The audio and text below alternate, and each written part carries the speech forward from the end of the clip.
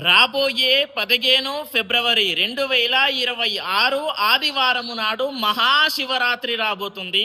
మన జీవితంలో పదే పదే ఎదురవుతున్న అడ్డంకుల నుండి ఎలా బయటపడాలి, అదేవిధంగా మనకు ఉండేటటువంటి ఎటువంటి దోషమైనా సరే ఎలా తొలగించుకోవాలి, దోష నివారణ మాత్రమే కాకుండా మన కుటుంబంలో ఆరోగ్యం, ఐశ్వర్యం, అదేవిధంగా మీకు ఉండేటటువంటి ఎటువంటి కోరిక అయినా సరే తీరుస్తాడు ఆ భోలాశంకరుడు.